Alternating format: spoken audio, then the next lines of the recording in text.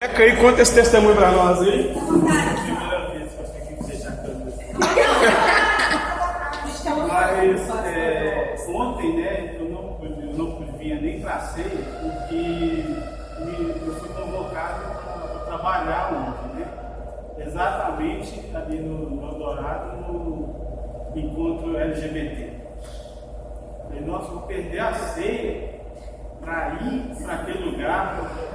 Mas, nossa, até para dormir foi difícil essa noite. E no momento que eu estava lá, a gente estava escutando os trios elétricos. Eu estava olhando, estava conversando com alguns amigos, nenhum evangélico, só eu. Aí que foi, que eu acredito que o Senhor falando comigo, mostrou o porquê que eu estava ali, exatamente naquele dia de ontem. Mas eu olhei assim, olhava para os lados, olhava para os meus colegas de trabalho, ninguém evangélico, só eu evangélico aqui, e vendo as ministrações que eles estavam fazendo, em Contagem, né? Tudo, a todo momento que eles falavam alguma coisa, Contagem era dos gays, eu repreendi. Contagem isso, esse é o 15º encontro que a gente faz e foi muito difícil de fazer e nós vamos cada vez mais crescer e eu repreendi. Aí eu fui me tocando. O que eu vim fazer aqui hoje? Nossa, eu estou ainda tremendo porque isso é sério demais. Eu sou o único, assim, estou fazendo uma teologia. E está ali naquele ambiente, naquele local, e está fazendo o que estava fazendo, e eu tomei para mim mesmo de que eles estavam falando, ano que vem a gente vai fazer. Eu falei assim, ano que vem não vai ter. Amém. Deus quiser, o 16º não vai ter. Eu vou entrar no propósito do Senhor e esse vai ser o último ano que eles vão fazer essa bagunça aqui na cidade de Contagem. Amém. E eu vou falar para vocês, foi um fiasco. Eu estava esperando o número 3 vezes mais do que deu. Foi um fiasco. Os grupos de pastores que eu participo, eles informaram, né? Antes eles pediram, né? Propósito de oração, para levantar a igreja em oração. Dos locais onde eles estavam programando passar, seria principalmente em locais onde há igrejas, e são igrejas que têm uma certa relevância em Contagem. Eles queriam passar justamente no horário de culto. Queriam obrigar as igrejas a fecharem. É mesmo? Isso. Aí o que acontece? Aí nos grupos de pastores, o pessoal pediu muito para a gente poder orar, né? Orar para qual propósito? Primeiro, para isso falir, literalmente falir, para não ter isso mais. E segundo, de fato, para a graça de Deus alcançar essas pessoas. Sabe, eu fiquei pensando muito a respeito da nossa última aula. É a última? Foi a última, né? Eu fiquei pensando muito a respeito daquilo e no sábado eu fui ministrar a capelania. E assim, juntou a aula de segunda, juntou a aula de sexta, veio a capelania. E eu fiquei pensando justamente nisso, sabe? Essa questão desse movimento, a forma que ele tem se levantado. E hoje, eu estava limpando o carro mais cedo e eu fui sintonizar uma rádio, que ele é 107, acabou que foi para a tal de 106, alguma coisa. E eu estou vendo a menina ministrando, querido, você tem que estar preparado para a morte. A gente tem ouvido muito sobre isso. E lá na igreja, o que mais a gente tem ouvido nas ministrações que a gente precisa, porque a igreja está sendo preparada para viver somente sobre essa terra, não sei o que. Aí daqui a pouco ela falou assim, porque o padre Marcelo Rossi, ele está pregando isso todo dia nas nossas igrejas. Ué, eu já ia dar um glória aqui, como é que é? Quem é que está falando? Ela falou assim, gente, acorda. Aí ela falou assim, irmão, a menina, né, que está ministrando, parecia mais uma pastora pentecostal. Irmãos católicos acordam, irmãos evangélicos acordam. A gente está vivendo nesse mundo como se nós fôssemos viver somente nesse mundo. Eu falei, tem um povo que tá diferente. Eu não sei o que eu penso, não, sabe? Ó, Porque, tipo assim, na hora, nossa, isso aqui é capaz de ser subindo, todo joelho se dobrará e toda vez confessará que Jesus Cristo é o Senhor. Aí a gente está vendo essa igreja católica. Ou será que nossos cristãos estão tão covardes que Deus vai ter que usar os católicos para falar para nós? é só uma interpretação. Todo joelho se dobrará, toda língua confessará, não é nessa terra. Não? Não. Ah, meu pai, mais um negócio. Esse aí eu desconfiava. Não é nessa terra. É naquele dia que todos irão vê-lo face a face. Porque aqui. Naquele dia que quando eles... Eu pelo menos não quero, né? Vai ter um povo que vai estar de frente de um grande trono branco que é um tribunal. Aí todo joelho se dobrará. Tem, agora sim. Mas é forte. Jesus. Então tá. Se os católicos estão falando isso, você fez coisas, tá claro?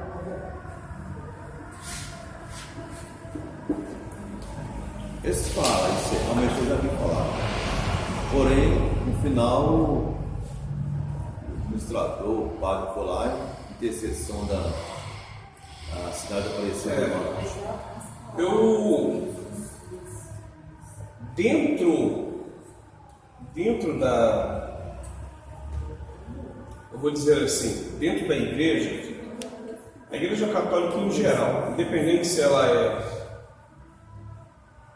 tradicional, se ela é a ortodoxa, que não tem vínculo com a romana, tá? A católica ortodoxa não tem vínculo com a igreja romana, ou até mesmo os carismáticos, né? Dentro de Apocalipse há uma palavra sobre a mãe da Babilônia, sobre a mãe que é a Babilônia, a mãe das Babilônias. Tem uma palavra em Apocalipse que Deus fala assim: sai de dentro dela, povo meu. Tem um povo de Deus lá dentro. Sai de dentro dela. Dela quem? Da Babilônia. Aí ele está falando da grande prostituta, a mãe das Babilônias. Sai de dentro dela, povo meu. Então eu entendo que há um povo de Deus dentro da Babilônia. A questão é, que povo é esse? Um povo que está lá, que professa o nome de Jesus, sabe que Deus enviou o seu Filho, sabe que Jesus é o Salvador, porém é como se ele estivesse dentro de um lugar, mas ele não consegue sair dali, porém ele não aceita o que é pregado ali dentro. É mais ou menos o que acontece com muito crente dentro de igreja. Ele paga para ver até onde a igreja vai, para ver se a igreja vai mudar. Isso acontece muito no contexto do Evangelho. Você vai ficando, você não concorda com muita coisa que acontece, mas você vai ficando que tem um pingo de esperança daquilo ali mudar. Eu alguém que está assim. É? Uhum. Não, não fala o nome não. Não, não fala não, Tiete. Fala o nome não. Fala o nome não, eu conheço uma igreja que tem muita gente que lá dentro está assim. Mas vocês estão preparados para morrer? Ainda não. Eu tô. Não? Tá. Se você não está preparado para morrer, então vamos lá. Nós vamos começar a nossa matéria sobre soterologia, ok? Se você não está preparado para morrer, significa que você não está preparado para ser salvo. Se você morrer agora, sua alma deveria ir para onde? Paraíso. Se você morrer agora, sua alma deveria ir para o paraíso. Se Cristo aparecer agora nos céus, você deveria subir e encontrar com Ele nos céus, não é isso? Sim. Então, se você não está preparado para morrer, você está preparado para ir para o inferno. É mais ou menos isso que eu vou pregar comigo. Não, mas, Aqui não tem meio termo, ou vai para outro, não, mas eu tenho um escape aqui. Opa! Gostei dessa, do escape. Gostei dessa. Eu estou preparado para morrer, para ir para o paraíso, mas eu não estou preparado para morrer com condenação eterna, não. Então, peraí, vamos lá. Você está preparado? Não é duas mortes? Não é duas mortes? Você morre agora. E morre depois. Agora. Se você morrer agora, sua alma tem que ir para onde? Paraíso. O paraíso. não estou preparado para enfrentar as duas mortes, só paraíso. Peraí. Você está preparado para morrer agora? A pergunta é: você está preparado para morrer agora? Ele quer ser arrebatado, entendeu? Não, calma. Você está preparado para morrer agora? Não é duas mortes? Não, calma. Você está preparado para morrer agora? Não. Se você não está preparado para morrer agora, então significa que a sua alma não vai vir para cá. Você não está preparado para morrer agora? Mas digamos, eu vou dar um passo a mais, mas digamos que amanhã Cristo resolve voltar. Se você não está preparado para morrer agora, você tem que estar preparado para morrer amanhã. Sim, aí eu concordo. Porque se você não morrer amanhã, você não sobe com Cristo. Se eu não estou preparado para morrer hoje, na hora que eu deitar na minha cama e me dar um infarto fulminante, eu não estou preparado para ir para o paraíso. Por que paraíso primeiro? Porque nós sabemos que quem morre antes do arrebatamento vai para o paraíso, ou para o seio de Abraão. Fica triste não, Lana. Mas se eu não estou preparado para morrer nem para o paraíso, e eu fico com uma esperança falsa de que se Cristo romper os céus eu vou subir, a minha preparação está sendo para o inferno. Nossa, tá, mas quem não vai salvo?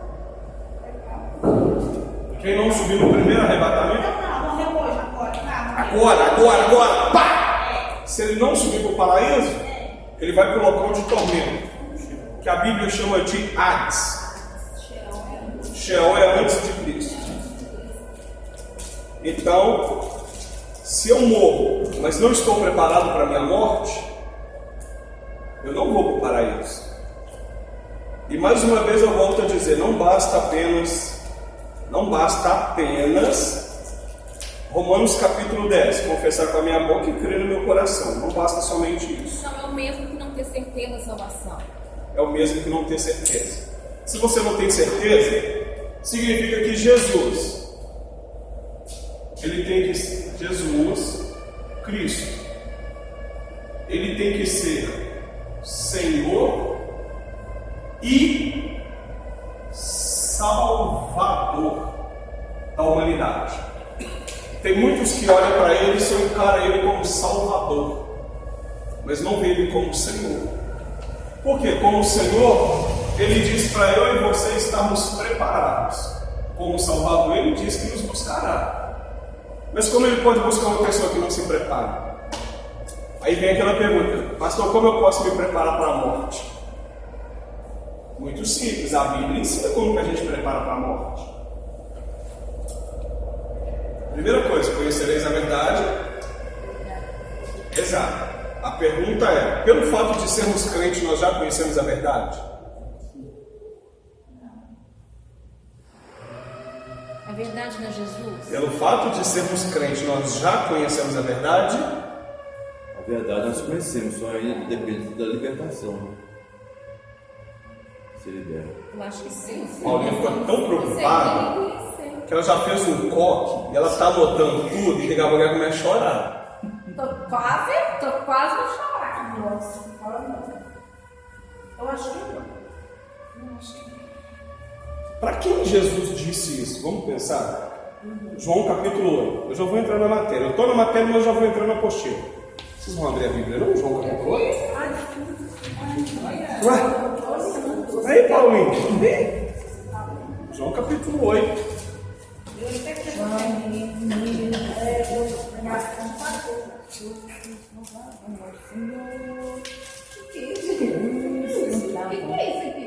É a lanternagem. A musiquinha.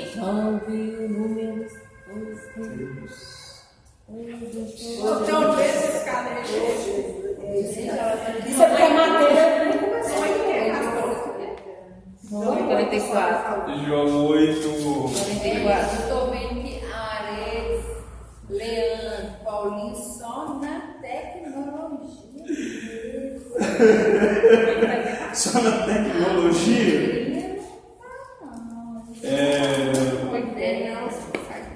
João 8, 44. Não estou falando errado. A minha Vós é o pai Bíblia- do diabo. Não, mas é porque a minha Bíblia, ela fica fora do negócio. Aí, Isabel, achei isso que eu enxergo A melhor. minha já fica em cima da minha Não, eu tô pasta. falando, vocês são chiques, só. Não, aí eu chego na correria, pego a Eu pasta. confesso que é pegar qualquer coisa. Vamos lá? João 8, versículo de número 30. E 1. Disse, pois, Jesus aos judeus que haviam crido nele. Disse, pois, Jesus aos judeus que haviam crido nele. Se a gente for pensar em quem creu em Jesus, é quem está salvo. É os crentes. Se eu criei nele, Eu creio que ele é meu Senhor, não é? Salvador. Aí vamos ver o que Jesus falou? 2 pontos. Se vós permanecerdes na minha palavra, sois verdadeiramente meus discípulos. Discípulo é o mesmo que aluno, aprendiz. Então a gente encaixa nesse aí. Vocês creu? Creu. Permanece na minha palavra. Vocês vão ser meus alunos. Primeira coisa. 32. E conhecereis a verdade, e a verdade vos libertará. Versículo 33. Está chegando. Responderam-lhe. Quem está respondendo Jesus? Os que creram. Somos descendência de Abraão e jamais fomos escravos de alguém. Como dizes tu, sereis livres? Está chegando. Replicou-lhes Jesus: em verdade vos digo, todo o que comete pecado é escravo do pecado. O escravo não fica sempre na casa, o filho sim, para sempre. Se, pois, o Filho vos libertar, verdadeiramente sereis? Bem sei que sois descendência de Abraão.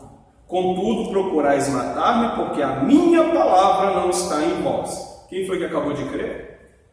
Eles. Mas Jesus está mostrando que a palavra de Jesus ainda não está neles. Eu e você somos crentes porque nós cremos. Mas isso não significa que a palavra de Cristo ainda está em nós.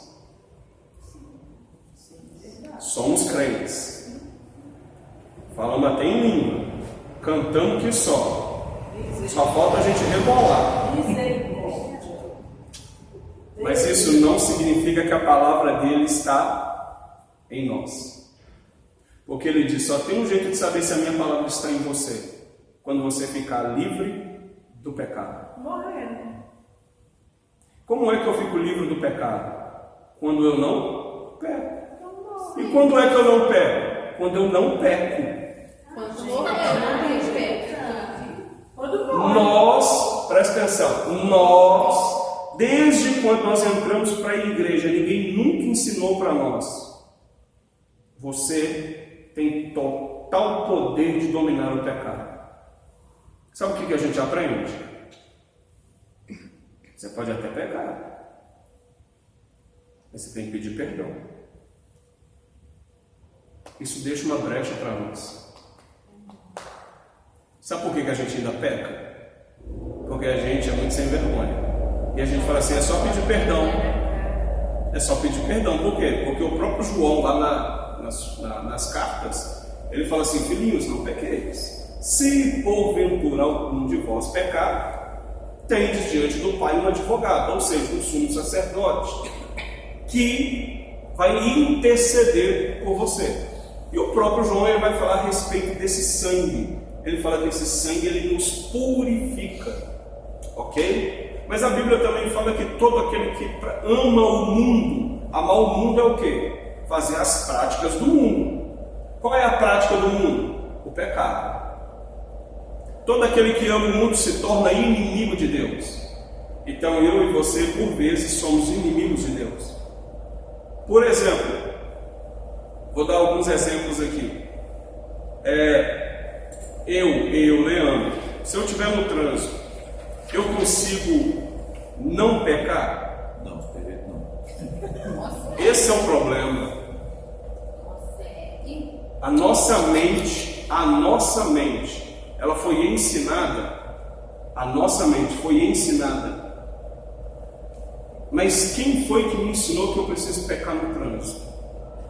Quem foi que me ensinou que eu preciso fechar o outro e xingar ele? Quem foi que me ensinou isso? Às vezes você fecha sem perceber. Se você fechou sem perceber, você virou o outro, você pecou. Não. Não? Eu estou falando do pecado cometido. É intencional. O intencional. Depois eu tô assim, né? Tem omissão também, você está no trânsito, né? Vem uma senhora com uma criança, uma senhora de idade passar, às vezes você, depois eu vou parar não. Omissão. A questão é, quem ensinou para mim que em alguns momentos, em algumas circunstâncias, é normal eu pecar?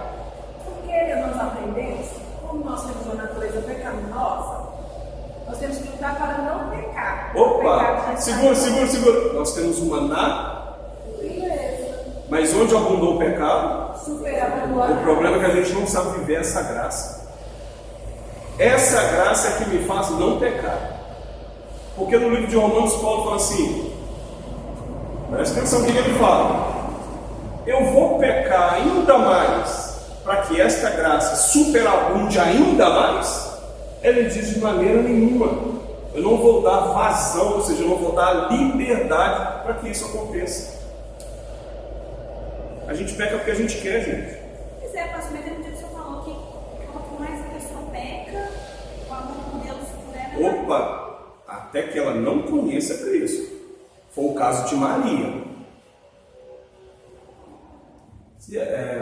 Acho que ele estava na casa do fariseu, não, do leproso.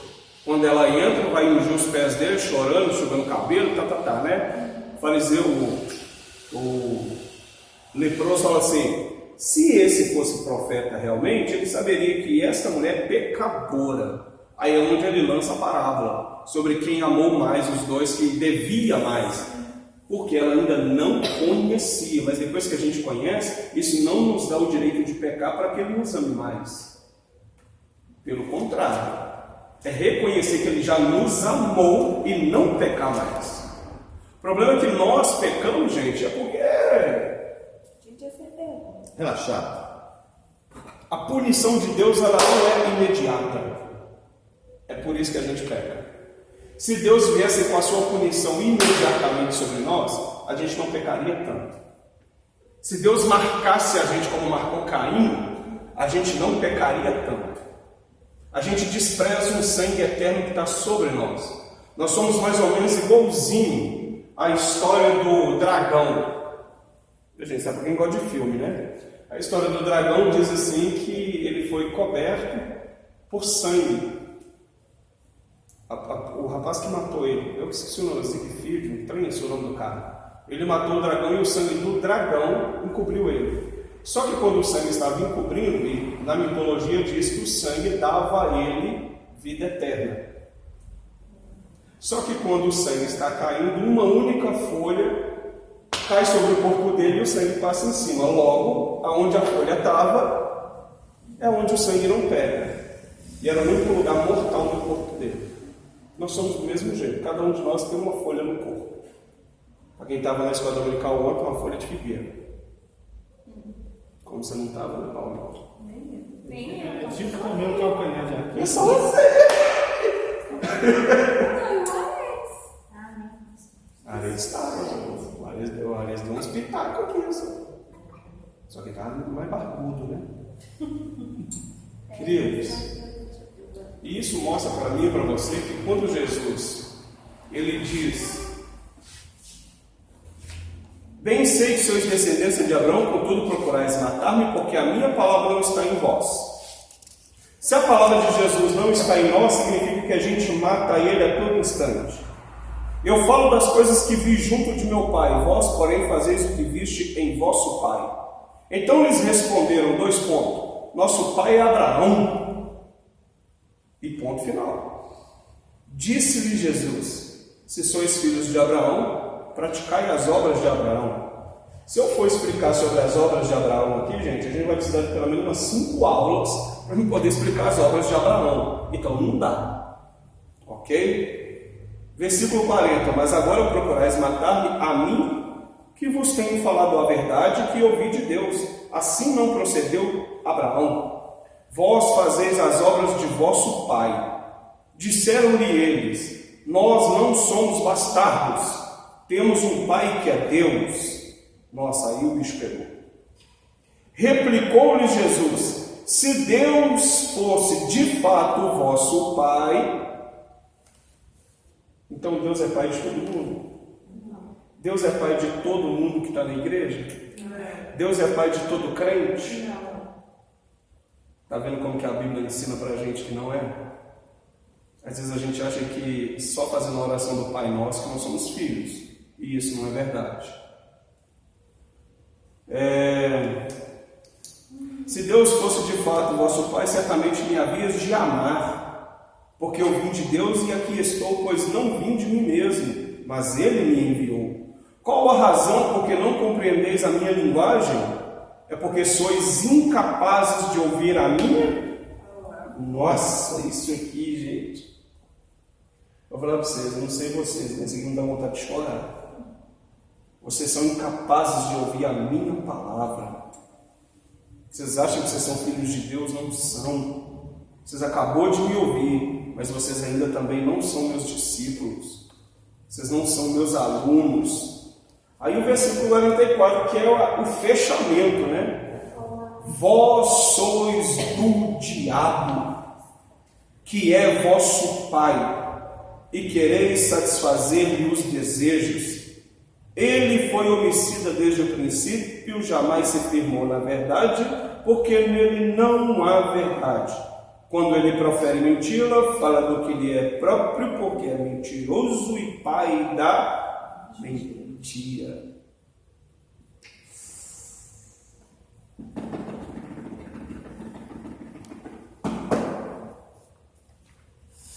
Estamos preparados para a morte?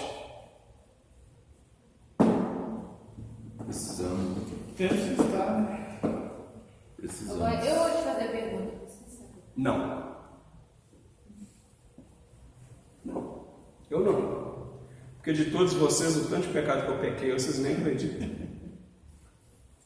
E alguns eu pequei porque eu quis. Vai todo mundo no inferno então agora. Lascou tudo, né? Se morrer agora,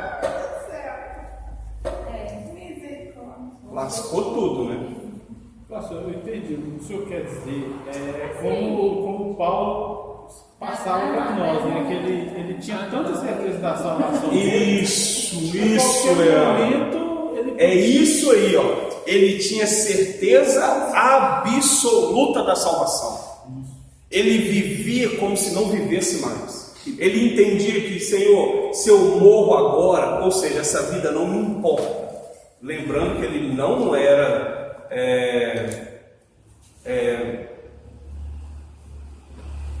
ele não era uma pessoa que vivia na mazela das coisas. Não, ele tinha zelo pelas coisas. A questão é, eu vivo, mas eu não faço a mínima questão desse mundo. Eu não faço a mínima questão do que esse mundo pode me oferecer. Morro agora, mas eu sei para onde eu vou. Eu tenho certeza absoluta. Ele não vivia pensando assim, não, quando chegar o tempo eu me preparo. Não, a partir do momento que o Senhor apareceu para ele, ou a partir do momento que a palavra entrou nele, ele entendeu que ele precisava constantemente morrer para o mundo. Viver no mundo, mas é como não viver. É difícil? Sim, eu acho que é a única tarefa difícil que Jesus deixou para nós. Como, por exemplo, às vezes eu acho, por exemplo, que eu amo a Jesus, mas depois eu conheço. Às vezes eu acho que eu amo Jesus. Porque aí a gente tem que falar. Não, peraí, vamos lá. Às vezes eu acho. Não, escuta, aí a gente faz uma palavra tipo sim, e fala assim, então não deve estar amando. Então não deve estar amando nem eu. Tudo que eu devo dar mal aí. Tipo assim, entendeu? Será que Porque a gente é muito apegado às coisas daqui da terra. Isso, Leandro, essa é a palavra. Professor, e Peraí Paulo, que você vai ler. Peraí que você vai ler. Calma. e Paulo é um exemplo que, a não ser que idade, não, mas até essa idade ele foi carrasco. Nossa. Então é a mesma coisa de nós, até essa idade eu já fui carrasco também, um exemplo, né? Ali o outro gostava de derramar sangue, viu? Então é o seguinte, eu, pelo que meu passado, pelos meus pecados, eu não tenho certeza da minha salvação. Pensando no passado, atualmente eu procuro buscar todo dia. Mas esse passado? Não, o passado. Engraçado que o que você falou agora, eu tenho ouvido, tem chegado a mim, e eu também tenho ouvido alguns casos de crente mesmo, é crente, com essa preocupação: Senhor, o que eu cometi ainda me aflige, isso me atrapalha na minha salvação? Essa culpa, E Paulo tinha certeza. ele tinha certeza, mas essa culpa do que eu fiz antes, quem lança isso sobre a nossa mente é o diabo. Eu acho que vem até na questão a pessoa mesmo, ela não se perdoou por aquilo. Isso. Essa culpabilidade diante de Deus, quando você peca, não a natureza, você peca. Nós somos culpados diante dele. Nós sofremos a culpa. A nossa natureza pecaminosa já traz sobre nós a culpa. São duas culpas diferentes. Eu sou culpado por causa da minha natureza pecaminosa, mas Cristo me garante e arranca essa culpa diante de Deus. Mas enquanto eu estiver vivo, ainda não. Ainda não. Mas o meu pecado também me faz ter culpa. Então esta culpa, quando eu entendo assim, eu venho para a igreja, né, aceito Cristo, aquele negócio todo, tal, ele me perdoa. Só que parece que a gente fica esperando assim, que o perdão dele, tipo um negócio mágico. Pá! Te perdoei, filho. Não. Aí entra a questão da fé. Eu preciso crer que ele me perdoou por aquilo que eu fiz. Então aquilo não pode me culpar mais. Nem o diabo pode culpar mais. Se eu não me engano, no livro de Isaías, tem um versículo que diz que o Senhor não lembra mais das nossas maldades, nem das nossas iniquidades, que Ele lançou. Ele lançou. Se Ele lançou, Ele está dizendo: eu não quero lembrar disso mais. Ok? Eu não quero lembrar. Se eu não quero lembrar, quem está falando é o nosso Senhor. Logo, essa culpa, quando o diabo tenta colocar a culpa por um pecado que eu pequei e que eu já fui perdoado, eu preciso repreender e não aceitar isso. Porque senão eu fico preso nessa culpa. E aí, querido, eu vou falar para você: a vida não anda. A vida espiritual não anda. Gente, a questão a palavra que o Leandro usou foi: nós somos muito apegados a este mundo, a esta terra. É só você parar para pensar o quanto você é apegado a essa terra. O quanto você é apegado às coisas dessa terra. O quanto você é apegado às coisas dessa terra é o nível de certeza que você tem da sua morte. Porque a salvação é a morte, gente. A salvação é a morte. Paulinho, fala, filho. Eu quero ouvir você falar. Qual é o livro, qual é o capítulo e qual é o versículo? 1 João. Vamos lá para 1 João, gente, que o Paulinho vai falar, né? Vamos lá, 1 João, capítulo 4, verso 17.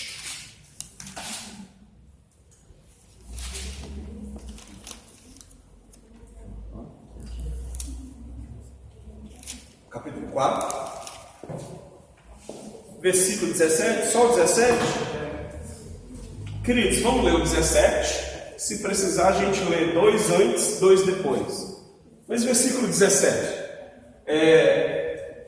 Querida Sandra, não é João, é 1 João. Versículo 17. Você está lá onde? 1 João. Ah, mas você está no capítulo 4? Sim, só que minha Bíblia é 4, um só. Eu tenho que virar a página. Peraí, como é que é? É 4, um só. Eu tenho que virar aqui, ó. Aí achei o 17. É porque a letra é tão miudinha que eu tô achando que você tem que virar mais umas 2 páginas. Só o 17. Gente, porque a letra dela é muito miudinha. Olha só. Nisto é em nós. versículo 17, correto? Nisto é em nós aperfeiçoado o amor, para que no dia do juízo mantenhamos confiança, pois segundo ele é, também nós somos neste mundo. O que você quer saber, querido? A confiança no dia do juízo. Você quer saber da confiança no dia do juízo? Ok. Nisto é em nós aperfeiçoado o amor. Nisto o quê? Aí a gente tem que voltar nos versículos anteriores. Aí vamos voltar no versículo 13. Nisto conhecemos que permanecemos nele, e ele em nós, em que nos deu do seu Espírito. Primeira coisa, eu estou nele e ele está em mim. Só tem um jeito de saber, se eu tenho o Espírito dele. Então, se eu não tenho o Espírito dele, para começar, ele nem está em mim. Começa aqui. Eu tenho o Espírito Santo? Tenho. Então, aí está a prova que ele está em mim. Mas se eu não tenho o Espírito, ele ainda não está em mim. Versículo 14. E nós temos visto e testemunhado que o Pai enviou o seu Filho como Salvador do mundo. Ótimo. Aquele que confessar que Jesus é o Filho de Deus, Deus permanece nele e ele em Deus. E nós conhecemos e cremos no amor que Deus tem por nós. Deus é amor. E aquele que permanece no amor permanece em Deus. E Deus nele. Nisto em nós aperfeiçoado o amor. Nisto que? Em que Deus está em nós. Deus em nós, o nosso amor é aperfeiçoado. Porque é claro, gente, é Ele que aperfeiçoa esse amor em nós. Mas Deus tem que estar em nós, querido. Se Ele não estiver em nós, foi na aula passada que eu falei um pouquinho sobre o amor vai esfriar a iniquidade, foi, né? Foi. Ok. Nisto é em nós aperfeiçoado o amor, para que no dia do juízo mantenhamos confiança. Confiança de quê? Salvação. Aí vem, pois segundo ele é, também nós somos neste mundo. Segundo ele é, nós também somos neste mundo. Aí se você volta aos versículos anteriores, vai falar que Deus é amor. Então eu e você nesse mundo temos que ser o quê? Amor. Vamos ver o que o amor significa? Amor é sofredor. Resumindo, já que estamos em 1 João, vamos continuar em 1 João? Porém, já que nós estamos em 1 João, vamos continuar em 1 João, porém lá no versículo 7. 1 João 4, 7. Isso, 4, 7. Amados, amemo-nos uns aos outros, porque o amor procede de Deus e todo aquele que ama é nascido e conhece a Deus. Aquele que não ama não conhece a Deus, pois Deus é amor. Nisto se manifestou o amor de Deus em nós. 2 pontos. Em haver Deus enviado o seu Filho unigênito, Jesus Cristo. Você não sabe. Cadê ele? Nisso manifestou o amor de Deus em nós, em haver Deus enviado o seu Filho unigênito ao mundo, para vivermos por meio dele. Nisto consiste o amor. 2 pontos. Em que nós tenhamos amado a Deus, mas em que ele nos amou e enviou o seu Filho como propiciação ou redenção pelos nossos. Aí vem a parte mais linda. Amados, se Deus de tal maneira nos amou, como foi que ele nos amou? João 3,16. Ou seja, ele enviou o seu Filho para morrer. O que João fala que a gente tem que fazer? Devemos nós amar também uns aos outros. Como? Da mesma forma que Deus nos amou. Como foi que Deus nos amou? Morrendo. Como que eu tenho que amar o meu irmão? Sofrendo por causa dele. Só levando em ar, só levando. Ao 20, ao 20. Esse aqui é o 20. Lê o 20. Se alguém disser, 2 pontos, amo a Deus e odiar seu irmão, e aquele que é mentiroso, quem é o pai dele? O diabo. Então, por isso que Jesus diz que eu e você precisamos conhecer a Verdade. Quem é para conhecer a verdade é eu e você, filho. E a gente já conhece? Não, porque como discípulo a gente vai conhecer todo santo dia da nossa vida, para que todo dia a gente seja liberto do pecado. Vou dar um exemplo. Isso não quer dizer que está entre nós e isso seja repreendido pelo nome de Jesus. Mas digamos que todos nós que estamos aqui, 3, 6, 9 pessoas lindas e maravilhosas, chuchuzinho de Jesus. Só que a gente tem um pecado. A gente adora uma pornografia. É um pecado que eu posso fazer escondido. Ou nós pode fazer escondido. Mas tem um que vê. Esse que vê tem, segundo a Bíblia, 7 olhos, como chama de fogo. Então nada sobre a terra, em cima da terra, debaixo da terra, pode fugir diante dos seus olhos. Porém, nós somos crente, e a gente é crente mesmo, daquele de 10 anos, até servir Santa Ceia. Prega que só, dá aula que só, toca instrumento, dá escola dominical, célula, e pá, conta até os dízimos. Mas tem um problema com a gente tem um pecado escondido. A gente adora uma pornografia.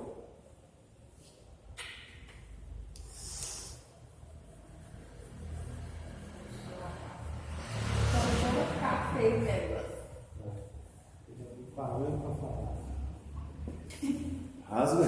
Pode falar.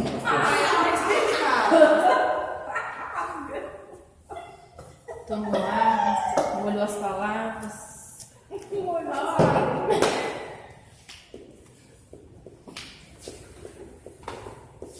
Para Jesus, eu e você, a gente não passa de um mero filho do diabo. Então, dentro da igreja, Paulo, tem um monte de filho do diabo. E é tudo crente. Está falando que aí no 20. É porque o 20 é um terrível, mas o 20 é terrível. Pois quem não ama o seu irmão, que está vendo, né? Que vê. Vê. Como que eu posso dizer que eu amo a Deus? Que não viu. Porque Deus é bom. Bom? Como Ele é bom? Senão já estaríamos todos mortos em nossos delitos e pecados.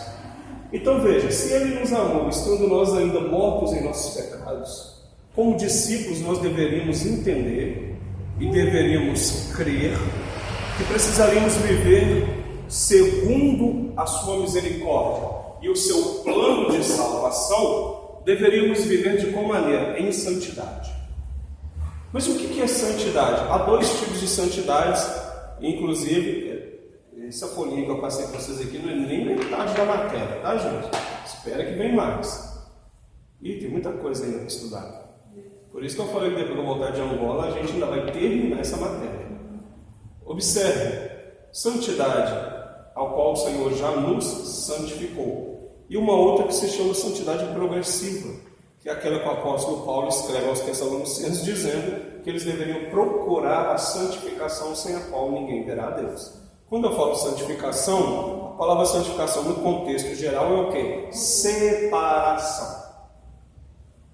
Separar quer dizer o quê? Viver em santidade. Separado do pecado, separado das minhas próprias vontades, separado do desejo do mundo, dessa obsessão em querer, em conquistar, em ser. Não que Deus quer os seus filhos como mendigos. Deus não quer isso, pelo contrário. Enquanto vivemos, devemos continuar a trabalhar, a estudar, a formar nossa família. Só que a intenção não é permanecer. O problema é que a gente está fazendo querendo permanecer. A gente não faz mais visando o reino. Por exemplo, um exemplo bobo aqui. Eu vou fazer faculdade de medicina. A pergunta é, você vai fazer para qual propósito? Para você ser um médico muito bem visto pela sociedade e ganhar muito dinheiro, diga-se de passagem? Ou você vai ser um médico pensando que depois que você vai formar, você vai servir, por exemplo, a Cruz Vermelha, Médicos Sem Fronteira, essas coisas assim, por exemplo? Ou você vai ser um médico que vai ser uma relevância no reino de Deus? Ou vai ser apenas um médico para ganhar dinheiro? Está dando para entender o que eu estou dizendo? Eu quero fazer, eu quero fazer casa, eu gosto de ser arquiteto, engenharia. Tá, mas você vai fazer para qual é o propósito? O propósito é você ganhar muito dinheiro, depois comprar loteamento, fazer casa e dar aos filhos de Deus que não tem casa nenhuma? Advogado, por exemplo. Segundo. Advogado do diabo ou advogado? De Deus.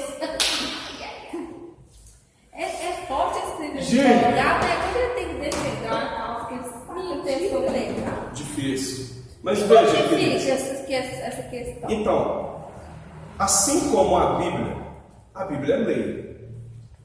A lei ela pode ser interpretada de diversas maneiras.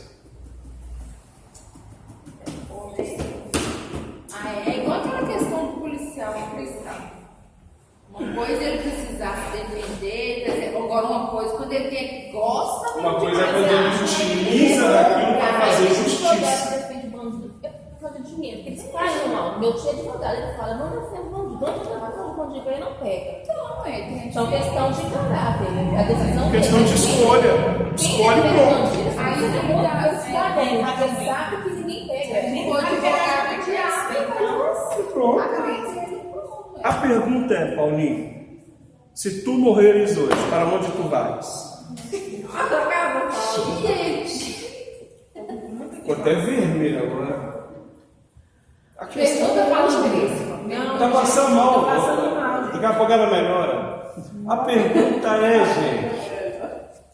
O pior. A pergunta é: até onde nós temos crido no Cordeiro? Até onde? 24 horas. Até onde? Você coloca um revólver lá na cabeça, senão você vai morrer, nós vamos falar o quê? Até onde, querido? Vai negar ou vai morrer? Né? Porque nós vivemos um turbilhão de pecados. A pergunta é por que isso acontece? Por que a gente prefere viver assim? Por que a gente não passa mal quando a gente vai pecar? Deveria, eu tenho pedido Deus para fazer uns trem atrapalhados assim comigo. Esse trem bem E atrapalhado. na hora que eu for abrir a boca assim, ele não deixou eu falar. Eu já muda, né? Agora que ele. Sabe por quê? Tem hora que é uns papos assim que você dá que você fala assim, não, o que eu falo? Meu Deus. Olha só, qual que é a diferença? E aí a gente, né, é só a gente parar para pensar. Qual que é a diferença, por exemplo, tá? Qual que é a diferença se você pegar Raabe e qual que é a diferença de você pegar Ananias e Safira? Qual que é a diferença dessas duas pessoas? Raabe e Ananias e Safira. Não pegamos dois porque era um casal, né? Mas o que eles se diferem? Aí foi pela fé, porque a Rabi não tinha muito conhecimento e o outro casal tinha. A outra ouviu dizer, dos feitos que os outros participaram dos feitos. Olha que coisa interessante. Se você ler sobre Raabe, você vai ver que quando ela vai conversar com os espias, ela fala assim que chegou aos ouvidos de todos na cidade de Jericó e todos estavam espantados e desmaiados o coração em ouvir falar o que o Deus daquela nação fazia, onde aquele povo colocava a planta dos pés, Deus dava ao povo, e por causa disso faltava ar para eles respirarem diante desse povo. E ela diz para eles assim: portanto, o vosso Deus é Deus em cima nos céus e Deus embaixo na terra. Ela só ouviu falar. E ela não era boa vista, não. E quando você vai ver a história dela, aí você chega lá no livro de Lucas. Quando você chega lá no livro de Lucas, tem um nome lá assim, ó, na genealogia, Raabe. E ela não era boa vista, não, mas é sinal que Não entendo onde escuta essa palavra. e não tem acepção de pessoas. A Nela falou que se mas é a pregação de ontem, né? Ela tinha uma vida escancarada, ela não tinha nada para esconder. A pergunta agora é: Ananias e Safira O Ananias Safira que viram o milagre? Viram o milagre? Serviam, estavam todos os dias no templo, cansava de ver o que via. Gente, o que eles viram, eu ainda não vi com esses olhos aqui ainda. E mesmo assim preferiram mentir ao Espírito Santo. cada dia que a gente vai mentindo ao Espírito Santo com os nossos pecados, o fôlego de vida vai sendo retirado de nós pouquinho por pouquinho. Ele só ainda não matou a gente como um todo, mas de pouquinho em pouquinho ele vai tirando. Até que vai chegar um dia que não vai ter mais como. Até a gente encontrar um Pedro pela frente. Porque na hora que a gente encontrar um Pedro pela frente, aí a gente morre como um todo. Aí já era. Porque estamos agarrados nessas coisas da terra.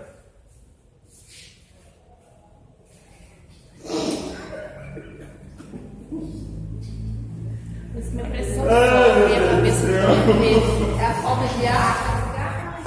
Aqui, ó, aí manda sentir já o fôlego faltando. Eu senti falta de ar. Amor, tá pronto aí? A minha pressão. Eu vou sair mais cedo hoje. Minha receita, viu? Porque losartana tem que. Será que eu fiz canseira? Eu tenho que tomar muito losartana e hidroclorotiazida.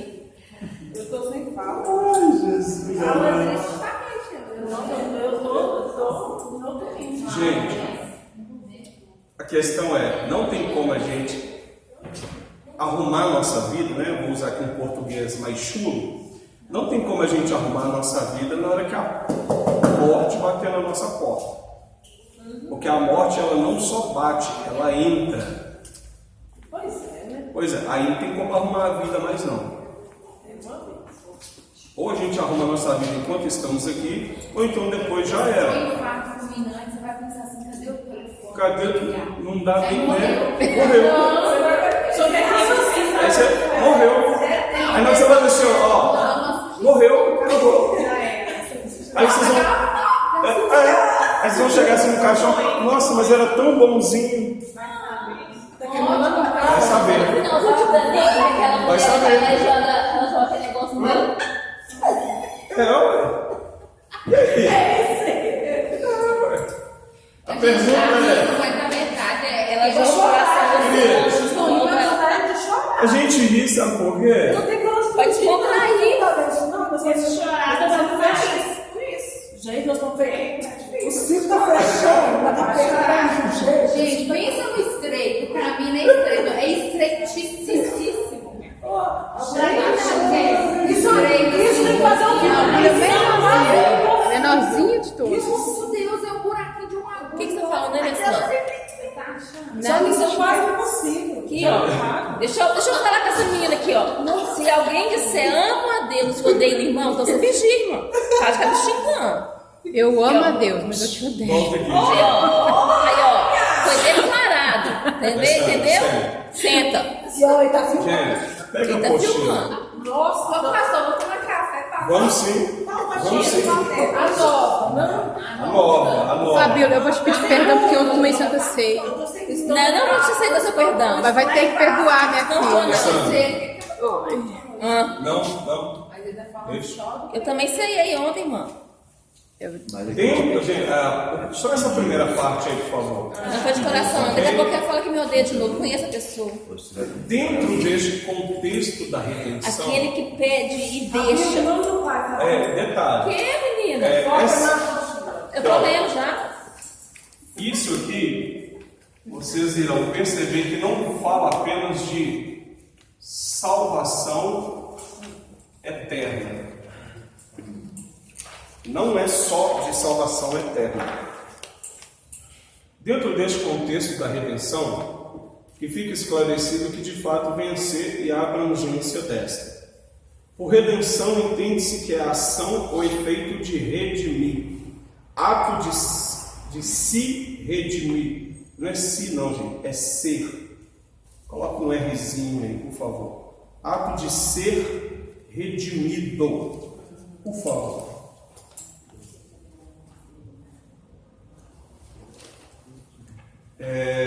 Ok? Ato de ser redimido, salvação. Amparo que auxilia em circunstâncias muito difíceis. Amparo que auxilia em circunstâncias muito difíceis. Salvação da humanidade por Jesus Cristo. Há ainda o entendimento que abre aspas, esmola que se ofertava ao indivíduo que estava preso. Esta última posição ainda assim corrobora com a humanidade que estava presa. Observe que está entre aspas, e que recebeu por oferta voluntária das mãos de Jesus sua necessidade. Preste bem atenção, o que isso quer dizer? Essa palavra, né? Essa redenção, esse ato de redimir, muitas das vezes quando havia alguém preso, geralmente era escravo, as pessoas que davam alguma coisa para essa pessoa, era esse ato de redimir, esse ato de dar em favor. Se você olhar para Jesus, e quando nós ainda estávamos presos em nossos pecados, é o mesmo sentido. Abre parênteses, nesse caso a necessidade seria a libertação de uma prisão, conforme já estudado e analisado nessa obra. Na verdade, não foi ainda analisado, né? Porque a matéria que vem antes dessa daqui, eu não li com vocês. Assim, este ato de redimir tem como fundamento na teologia cristã, por meio da soteriologia, que para mim, depois da cristologia, é a pior matéria que tem para a gente estudar. É a matéria que dá náusea, queima o estômago, deixa a cabeça quente e deixa a cama da gente gelada. Então a cama calhada. É sintoma tudo sentido.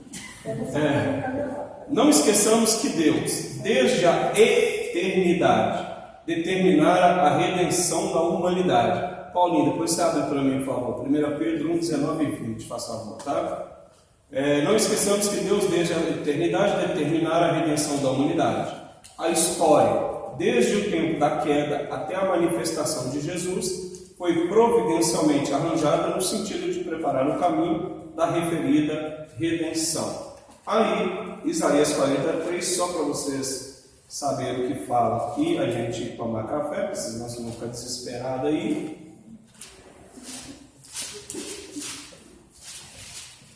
É para tomar café mesmo, tá, gente? Porque a segunda parte vai ser mais fácil. Providencialmente arranjada no sentido de preparar o caminho, ou seja, preparar o caminho da referida redenção é aquela velha palavra de João Batista, Isaías 43. Voz do que clama no deserto, preparai o caminho do Senhor e endireitai no ermo vereda a nosso Deus. Aqui estava sendo preparada a redenção efetivamente, ok? Querido Paulinho, 1 Pedro, capítulo 1, verso 19 e 20.